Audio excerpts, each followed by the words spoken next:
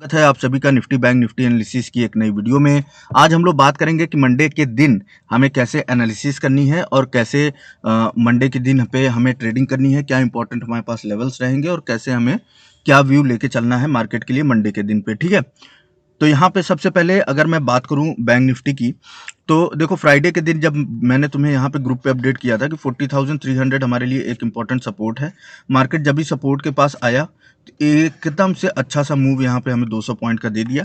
और मेरा मानना ऐसा है कि इंपॉर्टेंट लेवल्स के पास हमें जो मूव मिलता है वो सबसे बेस्ट होता है। अगर तुम यहाँ पे देखोगे green green green green green call side में अपसाइड बढ़िया सा मूव हमें यहाँ पे मार्केट ने दे दिया। अब ऐसे जगहों पे तुम एंट्री लेकर कुछ खास अच्छे से प्रॉफिट नहीं बना पाओगे, इसलिए मैं इंपॉर्टेंट लेवल्स को बहुत ज़्यादा इंपॉर्टेंस देता हूँ। तो मैंने ग्रुप पे अपडेट किया था और उसके बाद मैंने कॉल में भी अपडेट किया था यहाँ पे एंट्री करने के लिए 240 के आसपास। तो ठीक ठाक हम लोगों को यहाँ पे 80 पॉइंट्स का बेनिफिट हो गया था।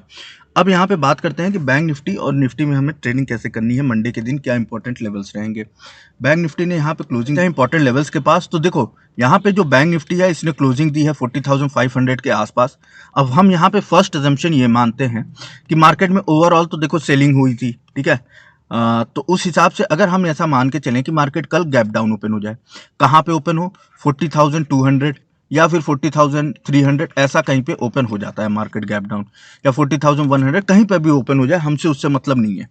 हमें क्या मतलब है कि अगर मार्केट गैप डाउन ओपन हुआ तो हम कोई भी एंट्री यहाँ पे नहीं लेंगे सेलिंग साइड में, प्लस दूसरी बात बाइंग साइड में भी कोई एंट्री नहीं लेंगे। लेकिन एंट्री कब लेंगे भाई साहब, कोई तो लेवल होना चाहिए ना जी। हमारे पास वो लेवल होगा 39,970 का, ठीक। 39,970 से लेके 39,940, ये जो रेंज है, इस 30 पॉइंट के रेंज में जब मार्केट आ जाएगा, यहाँ पे हम क्या करेंगे, एक बार मैं फिर से लिख देता हूँ यहाँ पे 39,940 टू 39,970, इस रेंज में जब भी मार्केट आ जाएगा हम यहाँ पे करेंगे कॉल बाइंग। जी हाँ, आप लोगों ने सही समझा, मार्केट फॉल कर रहा है और इस बीच में हमें करनी है कॉल बाइंग। इस लेवल के आसपास में हमें कॉल बाइंग करनी है, इसके ऊपर कहीं पर भी आप कॉल बाइंग मत करिएगा। जैसा कि मैंने अभी बताया कि 40,200 या 300 या 100 इसके पास मार्केट ओपन हो जाता है तो हम पुट बाय भी नहीं करेंगे, कॉल बाय भी नहीं करेंगे, हम शांति से बैठ जाएंगे। हम वेट करेंगे कि हमारा लेवल जब आएगा तब हम यहाँ पे आके कॉल बाय करेंगे। कौन सी स्ट्राइक प्राइस लेंगे सर, स्ट्राइक प्राइस लेंगे 41,100 का, ठीक। इन दो स्ट्राइक प्राइसेस के कॉल बाय करेंगे। टारगेट हमारा क्या हो जाएगा, हमारा टारगेट यहाँ पे होगा 40,450 का। और यहाँ पे आने के बाद हम कुछ क्वांटिटीज को निकाल देंगे और अपने टारगेट को ट्रेल करेंगे, एसएल को ट्रेल करेंगे। जब बैंक निफ्टी 40,550 को ब्रेक कर देगा तब यहाँ पे मैं एग्जैक्ट वन वे टारगेट ले लूंगा अपना 40,950 का। ये हमारे पास कल के लिए टारगेट रहेगा बुलिश व्यू में, ठीक। अभी मान के ऐसा चलते हैं कि अभी तो मैंने तुम्हें गैप डाउन की सिनेरियो बताई, मान के चलते हैं मार्केट ओपन हो जाता है गैप अप, 40,500 के आसपास बैंक निफ्टी ने क्लोजिंग दी है। मान के चलते हैं बैंक निफ्टी ओपन हो जाता है 40,700 या फिर 40,800 ऐसा कहीं पे ओपन हो जाता है, तो हम क्या करेंगे, फिर हमें यहाँ पे बैंक निफ्टी को लीव कर देना है। अब हमें यहाँ पे एंट्री हम लेंगे बैंक निफ्टी में ही, लेकिन अब हम व्यू अपना जो है वो डिराइव करेंगे निफ्टी से। अगर निफ्टी की क्लोजिंग यहाँ पे 17,412 के आसपास, मार्केट अगर गैप अप हुआ तो जाहिर सी बात है निफ्टी भी गैप अप होगा। सो अगर निफ्टी यहाँ पे ओपन हो जाता है 17,500 के आसपास, मान के चलते हैं गैप अप में, ठीक, तो हमें क्या करना है, हमें निफ्टी में भी शांति से बैठना। 17,500 के आसपास ओपन हो गया, हम वेट करेंगे कि निफ्टी चला जाए 17,530 के आसपास, ठीक। जैसे ही ये 17,530 के आसपास जाएगा, 525, 520, 530 ऐसा जाएगा, यहां पर हम जाकर पुट की बाइंग करेंगे।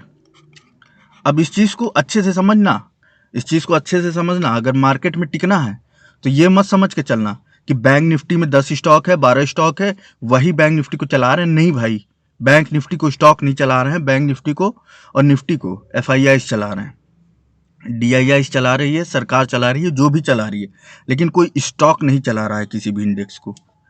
ठीक है, जो पोजीशंस होती हैं मार्केट में वो चलाती हैं पूरे ही मार्केट को, चाहे मार्केट फॉल करे चाहे राइज करे, जहां पे पैसा डाला गया है मार्केट वहीं जाएगा। मैंने यहाँ पे बोला कि मार्केट मान के चलो गैप अप ओपन होता है और निफ्टी जाता है 17,530 के पास, यहाँ पे हम पुट बाय करेंगे। कौन सा पुट बाय करेंगे? अब हमें तो नहीं पता बैंक निफ्टी कहाँ पे ओपन हुआ गैप अप या फिर कहाँ पे गया, लेकिन हमें ये तो पता है ना कि हमें निफ्टी कहाँ पे जाएगा तब हमें पुट बाय करना है, ये तो हमें पता चल गया। अब मान के चलो कि जब निफ्टी 17,530 के पास पहुंचा, इसको क्लियर कर देता हूँ, निफ्टी जब 17,530 के पास पहुंचा, फॉर एग्जाम्पल बैंक निफ्टी उस वक्त कहाँ पे होगा, मान के चलते हैं बैंक निफ्टी हो जाएगा 40,950 के आसपास।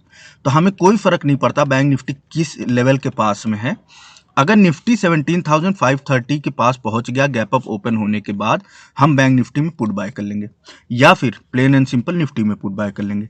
कौन सी पुट बाय करेंगे? 17,500 की यहाँ पे बाय करेंगे, यहाँ पे हम बाय करेंगे 41,000 या फिर 41,100 की, ये दो स्ट्राइक प्राइस की पुट यहाँ पे बाय करेंगे।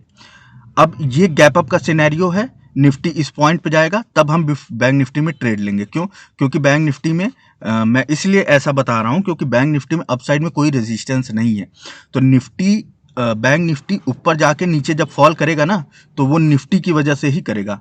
जब निफ्टी में हलचल होगी वही बैंक निफ्टी को फॉल कराएगा, इस चीज को याद रखना कल के मार्केट के लिए।